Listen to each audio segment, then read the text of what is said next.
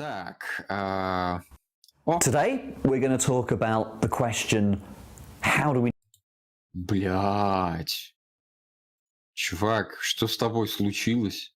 When we ask, how do we know about people or trees or any stuff like this, it's kind of obvious. You go out there and you look at it, or you go and ask an expert who goes and looks at it, and the expert tells you about it. But numbers or other mathematical entities like sets or functions, they're not out there like that. You can't go and look at them, you can't listen to them, you can't go and see a film about them. So that's how we get stuck with this question. How do we interact with them? How can we kind of get our hands on numbers in a way that gives us information about them? The way you find out about the world, in nearly every case, is by having some kind of physical causal interaction. Either you see it, you hear it, you smell it, or someone who's done those things tells you about it. That's all a causal interaction. But numbers, at least on most people's, Пишет, Реутов на минималках, блядь. not physical things. They don't causally interact with us. So that raises the question, if you don't interact with them causally, how on earth do you find out about them? Do you know the answer to this question? I guess I don't know the answer. Но вопрос уже некорректно поставлен, потому что тут написано How did you find out about them? Что уже подразумевает, что числа — это открытие, а не изобретение. Понимаете? То есть это неправильно поставленный вопрос. Вопрос, как мы их придумали, каким образом, как происходил этот механизм. Вот на это уже можно нормально But ответить. let me tell you about some answers that people have come up with. So here's one answer. Numbers aren't out there in the world. They're really stuff we make up in our heads. The idea is numbers are these things that we construct in our own minds. It's a special... Ну да, но это, как бы, эту теорию можно улучшить, если предложение укоротить, убрать вот это вот in our own minds в конце, in our heads убрать в конце, и все. about human minds that allows us to construct numbers and other bits to do with maths. If that theory works, it's got a really nice answer to the question, how do we know about numbers? Well, it's because we've just made them up in our minds. We know about the stuff in our own minds, numbers are in our minds, so that's how we know about numbers. That goes by the name Platonism. Plato thought that properties like redness and justice and goodness exist, but not in the physical world, they exist in the world of forms. Platonism about mathematics is kind of like that. It's saying that these things really exist, but they're non-physical things. So you might think that fictional entities like Sherlock Holmes or mythical entities like Pegasus, they exist in our imaginations, in our minds, in the minds of authors, and then they get passed on to the minds of readers. So that analogy between, on the one hand, fictional entities like Sherlock Holmes, and on the other hand, numbers being creations in the mind, that gives you some clue to why this theory about numbers has problems. Нет, это никак не акцент. Because on the one hand, it's really obvious to think, one Ну, чувак, если кокни акцент хочешь послушать, то Джейсона Стэтхэма послушай просто все. Все понятно. came along and invented Sherlock Holmes. It doesn't seem like somebody just came along and invented the number 7. There's always been the number 7. At least that's what I think. There's always been 7 things, so how could there have not been the number 7? So imagine we rewind the clock way back to the days of dinosaurs, and suppose that dinosaurs aren't that clever, they don't really have any conscious experiences. If you've got 24 dinosaurs roaming around, it seems that there's 24 of something, so you've got to have the number 24. So if we're not there to be thinking about it, it seems that you can have numbers without human minds thinking about those numbers. You don't. Ну, это такая хуйня, потому что, ну, мы-то сейчас-то мы здесь для того, чтобы сформулировать, сколько динозавров там было. Все. That numbers are a human-made tool. You think they're beyond that? I think if this theory was to run, it'd have to be made a bit cleverer. And there's a way to do that. Он не произносит think как think. Я, по крайней мере, не слышу. And that's to think of numbers as not as things that we actually create in our minds, but rather you think about a number as the potential for us to do something. The idea is something like this. Even before humans came along, there was always the potential for us to start counting, going, oh, there's 3 trees, there's 24 dinosaurs. If that potential's there, then the numbers are there. That's how that theory goes. Here's a completely different way of thinking about the matter. What do we do when we do maths? Well, we look at some equations and we go through them and we try and solve them. We look at some axioms, we try and prove some stuff. We talk to mathematicians and they do some squiggles on the board. So here's an idea. Mathematics, numbers, really it just is about those equations, those axioms. So on this view, there really isn't anything to numbers beyond the kind of symbolism we have for them. This kind of theory, it's got the same kind of problems that I just talked about. Obviously, there was a time before we had any kind of symbolism, before we were around. So how would you then explain numerical facts about the past? So these guys, if they're going to try and make this theory work, they have to somehow explain. Ну, также количественные истины, количественные факты о прошлом, они формулируются сейчас.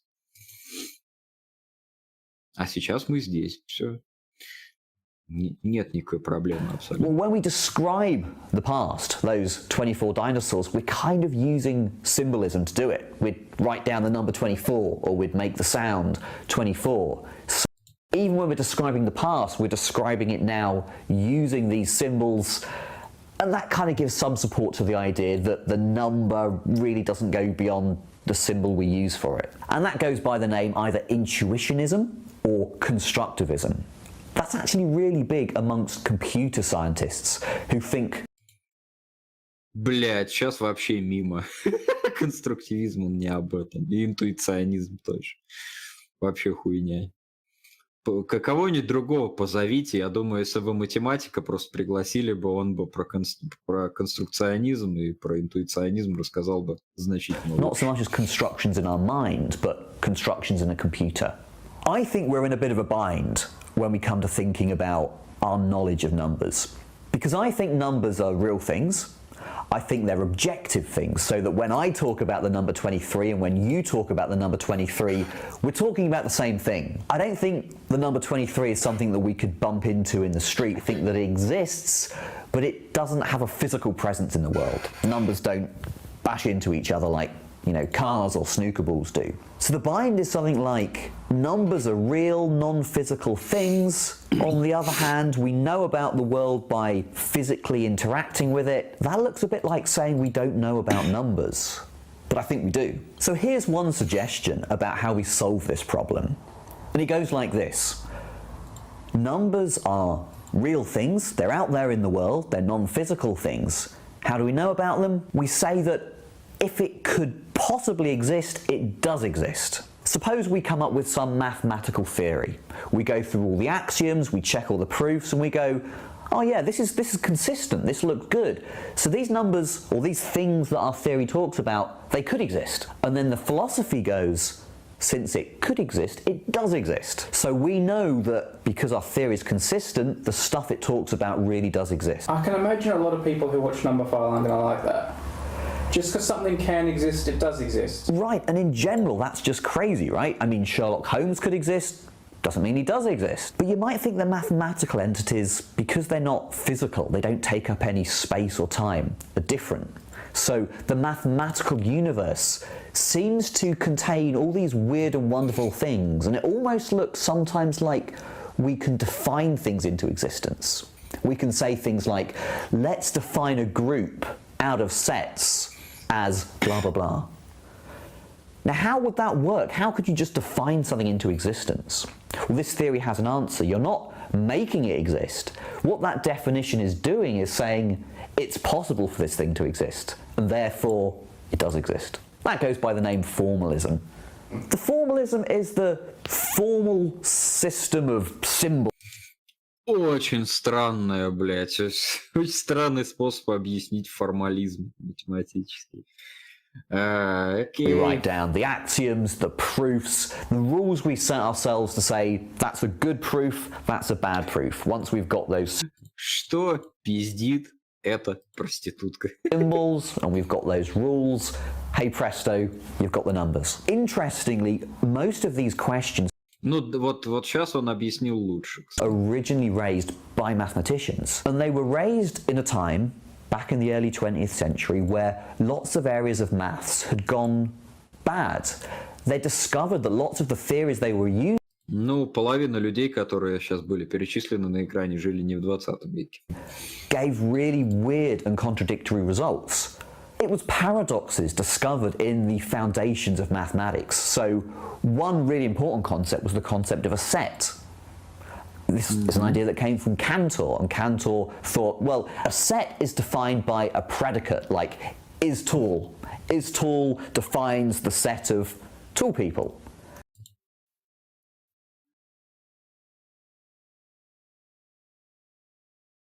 Секунду. Можно Thought, well, немножко a set is перемотать? defined by a predicate. Не-не-не. One really important concept was the concept of a set.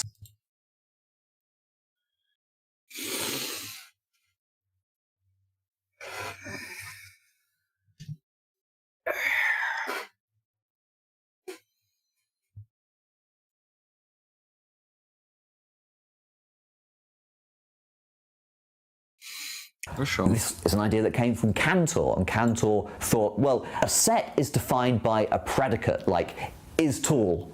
Is tall Ну, ладно, в какой-то мере, да. Но вообще, на самом деле, предикат — это разновидность множества. Там просто такое множество. То есть там скорее наоборот. Ну ладно, поскольку он тут описывает уже труды Кантора просто, которые, с которых теория множеств началась, то ладно. of tall people. And the idea was, you give me a predicate, I'll give you a set. But Bertrand Russell, in his famous paradox, showed why that's not going to work. He said, take the set of all things that aren't members of themselves. That's a predicate. If you try and make a set out of it, you get a contradiction. So, Ну да, ну это формализация парадокса лжеца просто. established area of mathematics, we thought we knew it, gives us contradictions.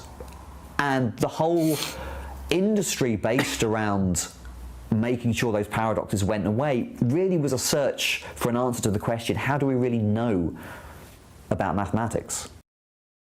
What the fictionist has got to do is try and Да, ну вообще не очень интересно. Ну, мне, по крайней мере. На введение в философию, наверное, это просто захватывающе. Так. Деньги не плати, деньги не плати, деньги не плати, не деньги, деньги не плати, деньги не плати, деньги не плати, не деньги. А сейчас танцуем, а сейчас танцуем, а сейчас не плати, деньги не плати, не деньги.